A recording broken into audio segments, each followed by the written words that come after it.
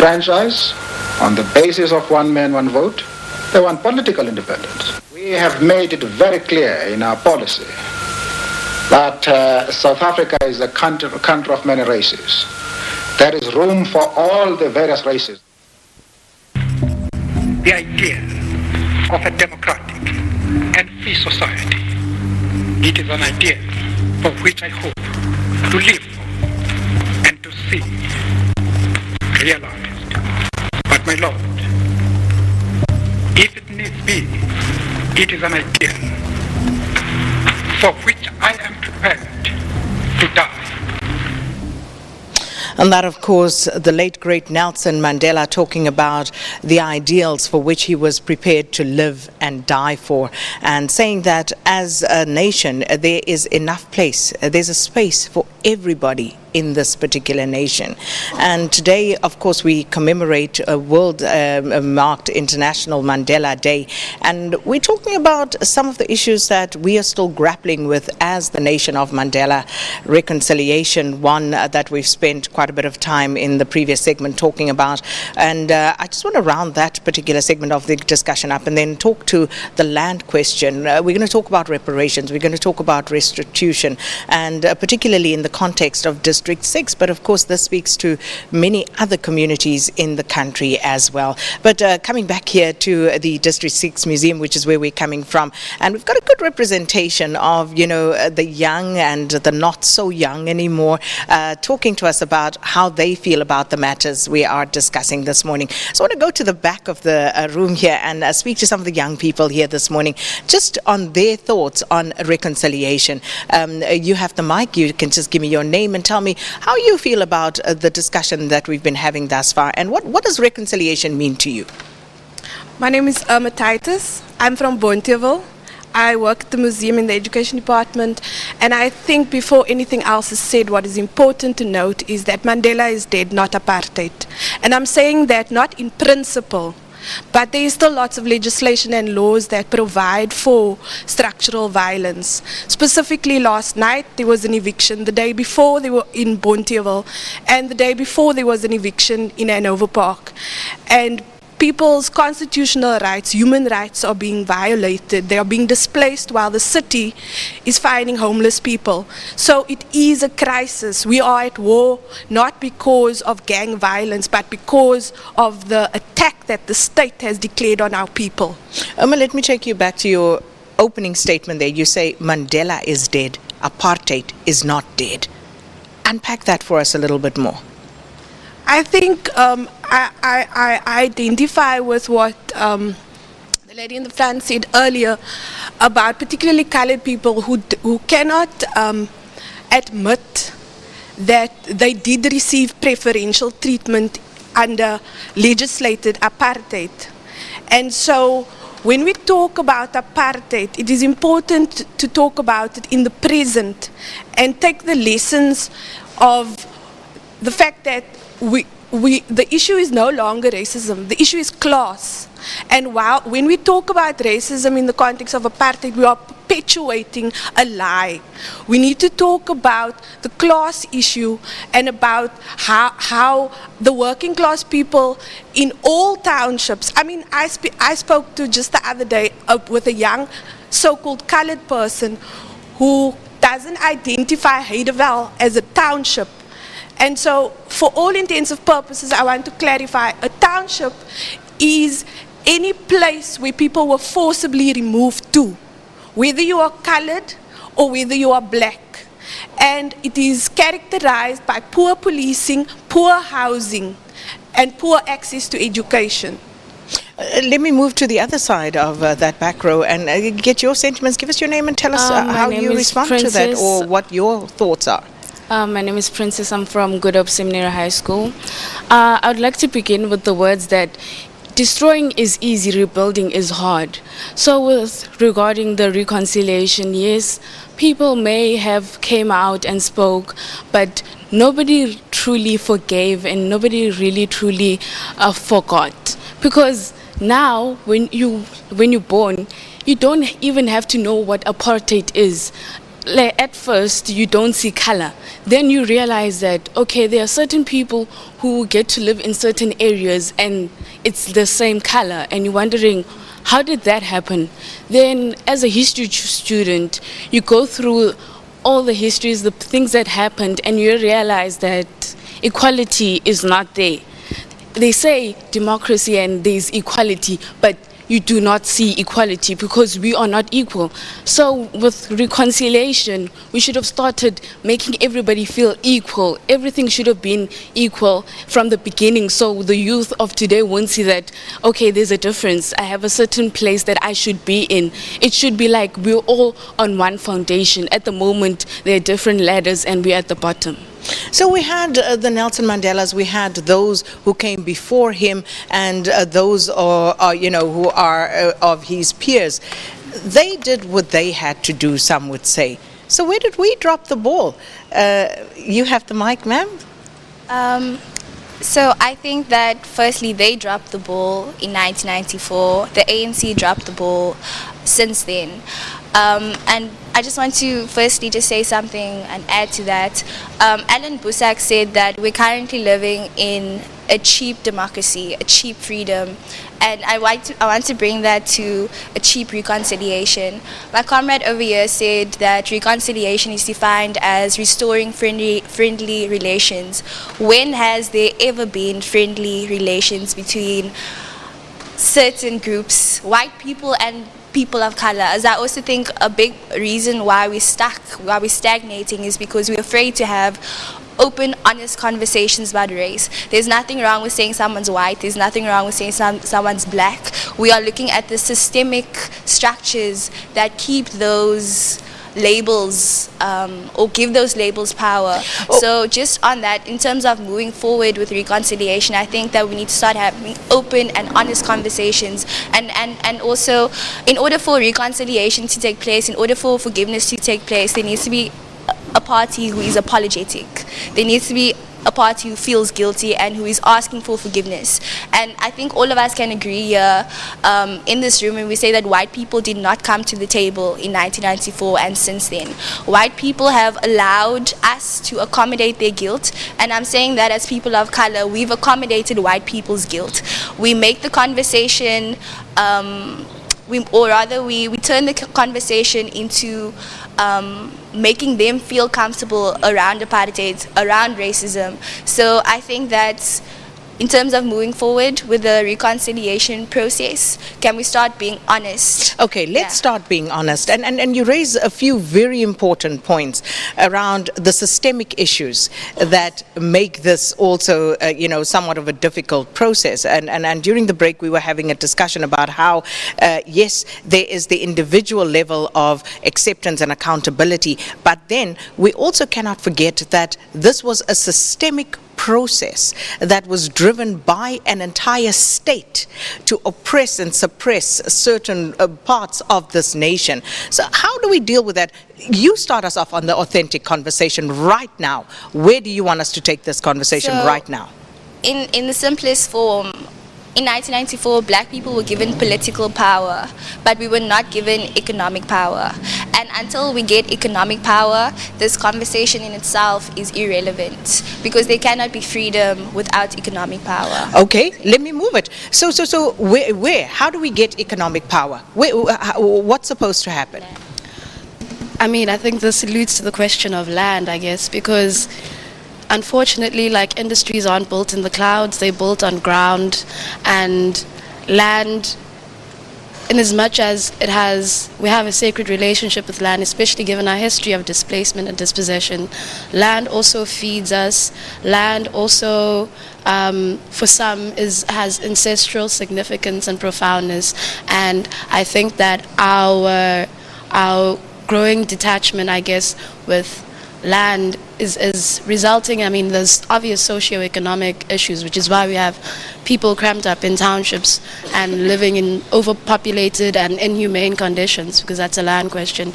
It was recently brought up I think comrades had mentioned it in the Fees Must Fall protest as well. The issue of land remained relevant because the institution that the fees that we owe and the rates and the levies that we pay go to an institution that is built on, if you look at UCT, quite like very elite and, you know, wanted land, for example.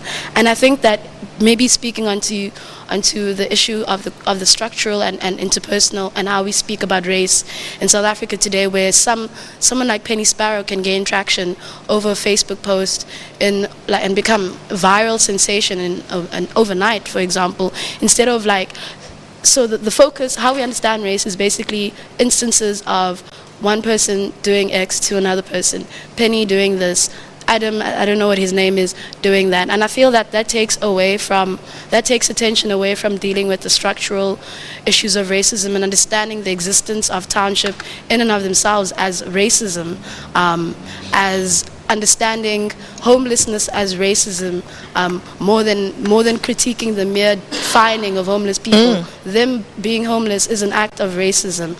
And I think that we just need to have a more nuanced and expansive understanding of racism so that we can see it when it happens to ourselves, but also when it happens to other people in ways that we weren't maybe trained to understand what racism might mean. I'm loving this. Let's break it down a little further, and I'll come back to the guys in the front, but it's happening at the back there. Before you respond to that, I want us to address, because you said we must have real, authentic conversations. So let's talk about, whilst you're addressing this notion of, you know, restitution and redress. District 6, when people were removed from here, I understand it was about 150 hectares, 150,000 hectares of land. And when we look at the redress process, we're talking about 42,000 hectares of land. So how is that supposed to happen? Just factor that into your thinking as we move the discussion along. Yes, I quickly wanted to add on to what Naledi was saying about land. So when we talk about land in an urban context and in 2019, what does that mean? And I wanted to address these issues because we talk about land in a very theoretical way, and we don't really talk about practically what we mean when we say we want our land back, or what we mean when we say we have insecure tenure. So for example, in Cape Town right now, we have a huge issue with gentrification. People being evicted, being sent to remote locations. Volverdefeer is an example of that. So people are taken from their homes in Woodstock, Salt River, and now also the Cape Flats. And they are removed to a location that's 25 kilometers outside of Cape Town. When we talk about land issues, we need to talk about the patriarchal structures that are still in place in rural areas. We need to talk about farm workers who do not have secure land tenure on their places of employment. And also, I just want to mention that when we talk about District 6 and restitution, we can't have that conversation without talking about the Cape Flats. The Cape Flats and District 6 is one, right? So when we talk about District 6 and restitution, I think that conversation also becomes a conversation that also kind of loses path, or it becomes watered down. So when we talk about restitution, we need to talk about the Cape Flats, what's happening currently in the Cape Flats, and how that relates to the past. So I think Irma can take us forward in terms of... what was your name? I missed your name. Jordan Peters. Jordan Peters. Right, before Irma speaks again, I want to come back to the front, because, I mean, clearly at the back of the room, you know, the young people are grappling with these issues, and they seem to be, you know, a lot more feisty, have a lot more fight in them with regard to these issues, but it's also, you know, very heartening to see that they understand these issues on a much deeper level than sometimes we give them credit for. So, Mazibuko Jaha, the systemic, you know, injustice that was perpetrated, systemic injustice, how does one address that in today's context, given that, you know, things are not happening? So, why are they not happening? Who's to blame for the slow process of redress and restitution? The ANC government is to blame. It undertook decisions that did not redress the issues that are at the core, the systemic issues.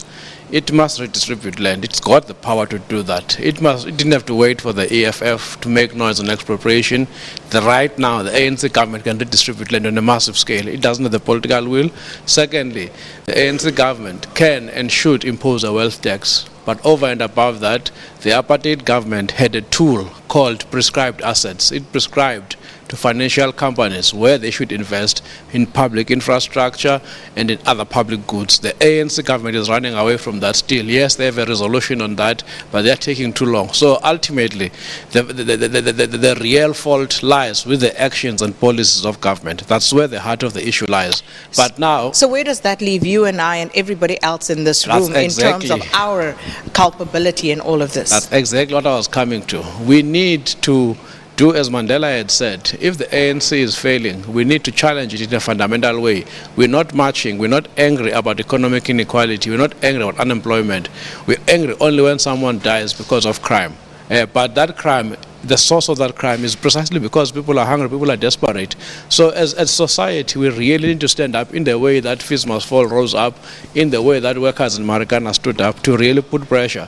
But over and above putting pressure, in many communities, people are building cooperatives.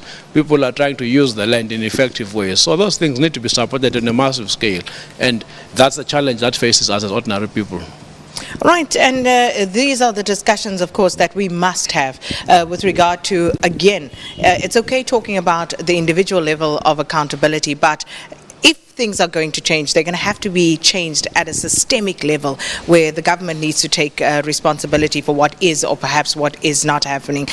Kasim, you wanted to add something there? Yeah, I think when we talk about restitution, one of the important things for us is to be able to understand that there was injustice that needs to be corrected. And I think the fact that we are brushing over them, we are trying to whitewash that there was no injustice, that this is the point at which we are starting to lose the movement of restitution that can take place. And it needs to be real. And it needs to be quantifiable. It needs to be something tangible that you can actually do. So when you are saying that people have been physically moved from a place or from the gentrification that takes place, we need to be able to understand that we are not just talking about land in theoretical terms, but we are saying that the history of South Africa is a history of dispossession. Means it is a history of theft. And that is the crime. Land has been taken from people. It needs to be returned. You were living in a house that for at least 2-3 generations your family had paid off to whoever owned it. It is yours. Somebody came and stole it from you. So sometimes we are having difficulties in people trying to understand what is these things in big words, in simple words. There was theft. Your land was taken.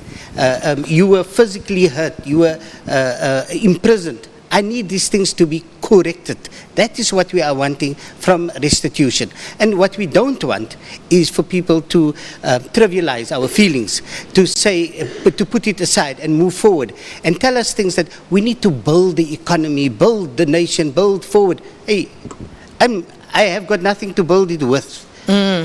And that's the sad and harsh reality. Dr. Verwoerd, the language that we use in trying to address, and as was pointed out at the back, we're not having real, authentic conversations, because when Kasim says the land was stolen, we always are kind of pushed and primed to sanitize the language we use to have these types of discussions.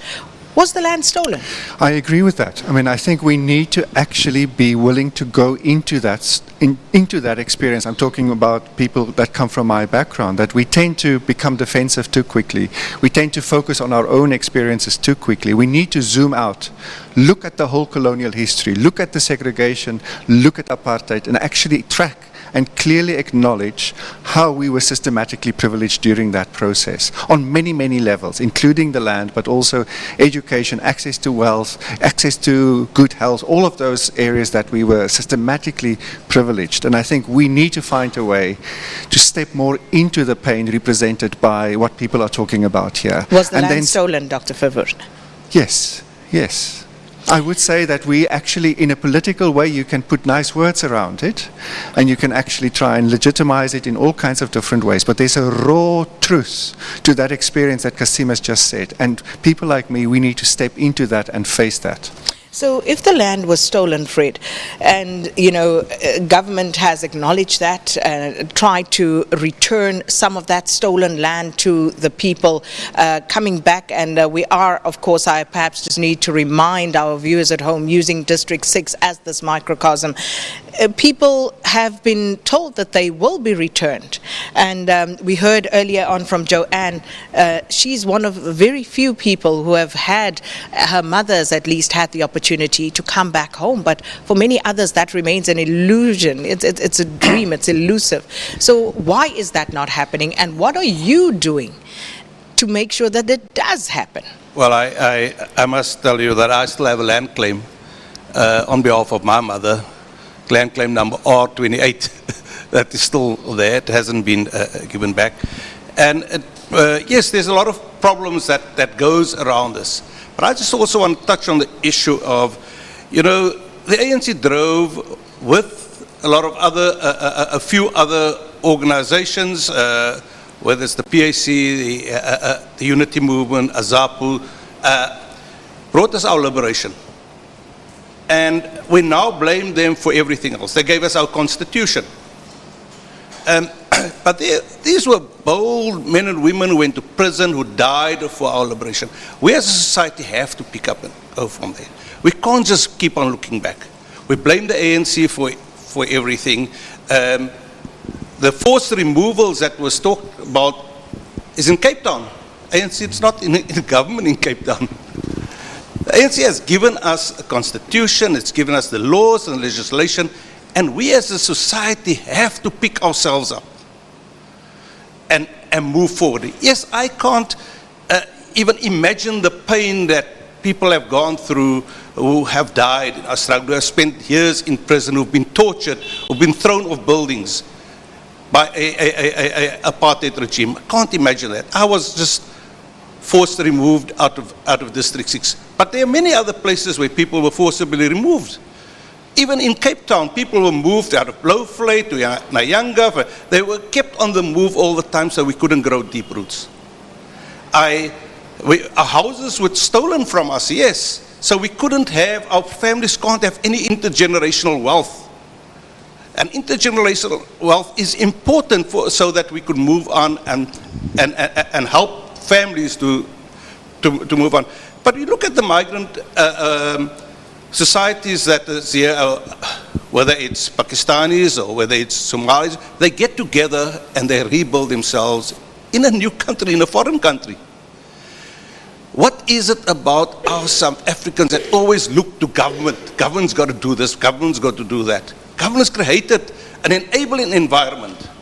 And we've got to lock into that dream of Cyril Ramaphosa, the new dream. I know the dream has been spoken about and looked down on, but we've got to have a dream. And then we've got to pick ourselves up, and government has to come to the party. We'll have to hold them to account, but not just government, it's the bureaucracies in government. It's our own brothers and sisters working in these state departments that is holding us back. And we need to keep them to account. Interesting the distinctions you make there in government and bureaucracy and all of that. Nebagazi, you wanted to say something there, so please do. No, I want to also reiterate on what Fred is saying, this idea of social cohesion. As much as we can talk about our pain, we can even go to Falkenberg when we leave here and go and talk about our pain. What is it that we're going to do about our future? Why are we trivializing even the identity of Utatu Mandela? To just stay back and feel that, yes, we come. I mean, I work with music, and most of it is sad. We just gave you a rendition now. So when are we going to move on from the pain? When are we going to be positive about healing? And when are we going to stop mocking people? Martin Luther had a dream. And when was that? Yes. We are not allowed. As South Africans, we're just not allowed to be beautiful. We're not allowed to be happy. We're not allowed to be anything. And we must be stuck and say, yes, the ANC did this. Like, no, the ANC is not in power here. What is in power? It's the devil. It's the devil, and he's winning every single day when we get up and we fight with each other. So what is withholding you from being beautiful, from dreaming and from realizing a better life? It's the and a better vision. you? The vision that South Africa belongs to all those who live in it. What's wrong with that vision? I think a lot of people don't like it because they want to piece it up, and we're going to have another Garankuwa, Leboa, Transkei, and until when? So what should happen? We should come together.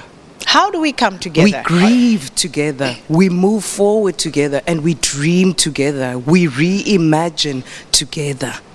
Are we at that point yet, though? And Jeff, you're shaking your head. Are we at that point where we are able to dream together, to form, a common vision and have a common purpose as a nation? No. We're very far from it. I think Frick said it early on.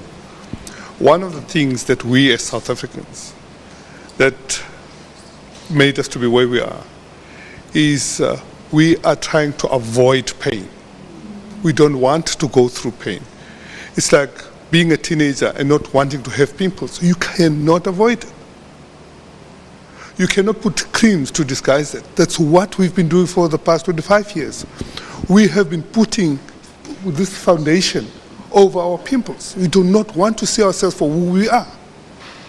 And at the end of the day, when we realize that this is how we are, we get angry at ourselves, at others. I know I'm speaking in roundabout terms, but that's what we're coming to. We were happy Rainbow Nation and that kind of stuff. And we lied to ourselves to the point where we believed it.